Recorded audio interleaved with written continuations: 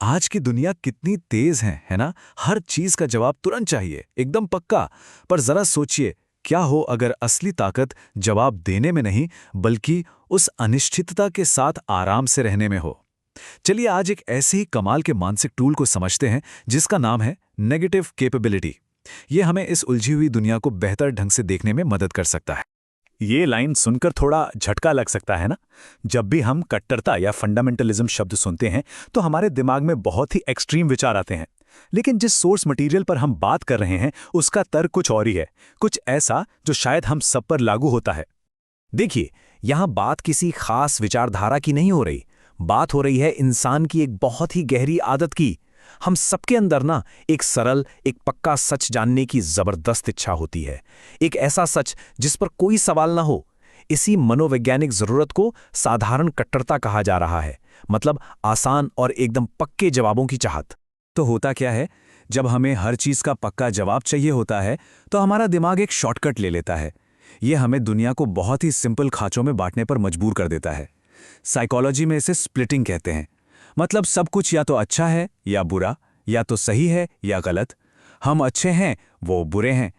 ऐसा सोचने से एक झूठी सेफ्टी की फीलिंग तो आती है, पर दुनिया की जो असल कॉम्प्लेक्सिटी है वो कहीं खो जाती है। तो सवाल ये उठता है कि अगर ये आदत इतनी आम है, इतनी नेचुरल है, तो क्या इससे बाहर निकलने का कोई रास्ता भी है? क्या कोई ऐसा तरीका है जिससे हम इस सिंपल क्लासिफिकेशन से आगे बढ़कर दुनिया को उसकी असली उलझन में देख पाएं? और यहीं पर एंट्री होती है मशहूर कवि जॉन कीट्स के इस कॉन्सेप्ट की, नेगेटिव कैपेबिलिटी।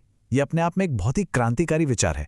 ये वो काबिलियत है जो हमें पता नहीं वाली स्थिति में आराम से रहने देती है, बिना किसी बेचैनी के या तुरंत कोई जवाब ढूंढने की हड़बड़ी के। ये एक तरह से अनिश्चितता से दोस्ती करने जैसा है। कीट्स के लिए ये कोई कमजोरी नहीं थी, बल्कि यही असली क्रिएटिविटी की जड़ थी। और इसका सबसे बड़ा उदाहरण वो शेक्सपियर को मानते थे। सोचिए, शेक्सपियर ने अपने नाटकों में कभी भी आसान नैतिक जवाब नहीं दिए। उन्होंने बस जिंदगी के विरोधाभासों को सामने रख दिया, बिना कोई फैसला सुनाए, और ऑडियंस को उन मुश्किल सवालों के साथ छोड़ दिया। वैसे कीट्स का ये आइडिया सिर्फ कविताओं तक ही सीमित नहीं है। चलिए एक छोटा सा सफर करते हैं पुराने ज्ञान से लेकर आज के दर्शन तक, और देखते हैं कि ये विचार कैसे अलग अलग रूपों में बार बार हमारे सामने आया है। सदियों पहले यूनानी दार्शनिक हेरेक्लाइटस ने कुछ ऐसा ही कहा था।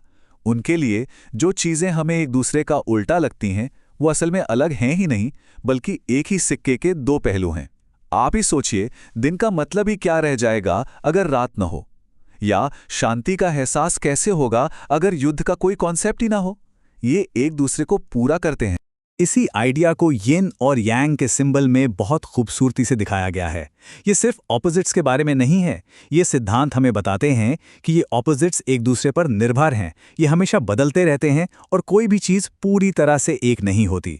हर यिन में थोड़ा यांग होता है और हर यांग में थोड़ा यिन, जैसा कि वो छोटे डॉट्स दिखाते हैं। अब एक और बड़ा दिलचस्प कॉन्सेप्ट है अमोर फाती, जिसका मतलब है किस्मत से प्यार। अब देखिए, स्टोइक फिलोसोफर्स और नीत्शे दोनों ने ये बात कही, लेकिन दोनों के कारण एकदम अलग थे। स्टोइक का मानना था कि भाई ये जो भी हो रहा है ना, ये एक डिवाइन प्लान का हिस्सा है, तो इसे एक्सेप्ट करो। दूसरी तरफ नीत्शे कहते थे कि नहीं, कोई प्लान नहीं है, दुनिया तो बस ऐसी ही है, केओटिक, बिना किसी मतलब के, और हमें इसी बात के लिए इससे प्यार करना है, इसे पूरे दिल से अपनाना है। ओशो का ये कथन इन सभी विचारों का जैसे सार है। ये एक तरह का बुलावा है कि जिंदगी को उसके पूरे स्पेक्ट्रम में जिया जाए, सिर्फ अच्छे हिस्सों को नहीं, बल्कि हर तरह के अनुभव को गले लगाया जाए, क्योंकि हर अनुभव हमें कुछ सिखाता है, हमें पूरा बनाता है। तो ये सब फलसफी बातें असल जिंदगी में कैसे काम करती हैं? चलिए अब थोड़ा प्रैक्टिकल होते हैं और देखते हैं कि साइकोलॉजी से लेकर लीडरशिप तक इसके क्या मायने हैं। साइको एनालिस्ट मेलेनी क्लाइन ने दो मानसिक अवस्थाओं के बारे में बताया है। एक है पैरानॉइड स्किज़ॉइड पोजीशन। ये बचपन की वो अवस्था है जहां हम दुनिया को अच्छे और बुरे में बांटते हैं, बिल्कुल उसी स्प्लिटिंग की तरह जिसकी हमने पहले बात की थी। और मनोवैज्ञानिक मैच्योरिटी, जिसे वो डिप्रेसिव पोजीशन कहती हैं, तब आती है जब हम ये मान लेते हैं कि हर चीज़ में और खुद हमारे अंदर भी अच्छा और बुरा दोनों मौजूद है। यही तो नेगेटिव कैपेबिलिटी का मनोवैज्ञानिक आधार है। लीडरशिप की दुनिया में हमेशा एक दबाव रहता है, तुरंत फैसला लो, एक्शन लो। लेकिन नेगेटिव कैपेबिलिटी एक दूसरा रास्ता दिखाती है, जिसे कहते हैं रिफ्लेक्टिव इनएक्शन, यानी चिंतनशील निष्क्रियता। इसका मतलब हाथ पर हाथ धरकर बैठना नहीं है, बल्कि ये सोच समझकर रुकने और जल्दबाजी में रिएक्ट ना करने का एक सचेत फैसला है। और ये अपने आप में एक कला है जिसके 4 स्टेप्स हैं। पहला, अनिश्चितता को स्वीकार करें। दूसरा, तुरंत एक्शन लेने के आवेग को रोकें। तीसरा, इंतजार करें और सुनें, भले ही ये थोड़ा असहज लगे। और आखिर में चौथा, नए विचारों को खुद ब खुद उभरने का मौका दें। यही ठहराव वो स्पेस है जहां से असली क्रिएटिविटी निकल कर आती है। इस चीज को हम अपनी रोजमर्रा की जिंदगी में भी प्रैक्टिस कर सकते हैं। इसे साक्षी चेतना या विटनेस कॉन्शियसनेस कहते हैं। इसका मतलब है अपने ही विचारों और भावनाओं का एक न्यूट्रल ऑब्जर्वर बनना, उन्हें बस आते जाते देखना बिना उनसे उलझे या उन्हें सही गलत का जजमेंट दिए। ये प्रैक्टिस हमें आवेग में आकर रिएक्ट करने से रोकती है। तो अब तक की इस पूरी बातचीत का सार क्या है? सार ये है कि हम संदेह को एक कमजोरी की तरह नहीं, बल्कि ग्रोथ के लिए, विकास के लिए एक नई ताकत के रूप में देख सकते हैं। ये समझना बहुत जरूरी है कि इंतजार करना या शक में रहना कोई पैसिव काम नहीं है। ये एक बहुत ही एक्टिव और डायनामिक मेंटल स्टेट है।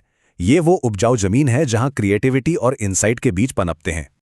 आखिरकार ये पूरी चॉइस एक बहुत ही बुनियादी द्वंद्व पर आकर टिक जाती है, डर और प्यार। निश्चितता की हमारी जो बेचैन खोज है वो अक्सर डर से पैदा होती है, अनजान का डर, गलत होने का डर। दूसरी तरफ प्यार या स्वीकृति वो क्षमता है जो हमें हकीकत को उसकी पूरी कॉम्प्लेक्सिटी और अनिश्चितता के साथ अपनाने देती है। और जहां डर कम होता है वहां प्यार और स्वीकृति की गुंजाइश बढ़ जाती है। तो इस पूरी चर्चा का निचोड़ ये है कि जब हम संदेह और अनिश्चितता को गले लगाने की क्षमता विकसित करते हैं, तो हम डर के आधार पर रिएक्ट करने की बजाय एक गहरी समझ की ओर बढ़ते हैं। हम दुनिया को जैसी वो है वैसी ही स्वीकार करना और उससे प्यार करना सीखते हैं। तो आखिर में बस एक सवाल के साथ छोड़ते हैं। जिस दुनिया में हर कोई जवाब ढूंढ रहा है, उस दुनिया में सवालों के साथ जीने में क्या मजा है? अगर हम जवाबों की इस दौड़ को थोड़ा रोक दें, तो उस खाली जगह में, उस अनिश्चितता में हम क्या नया खोज सकते हैं?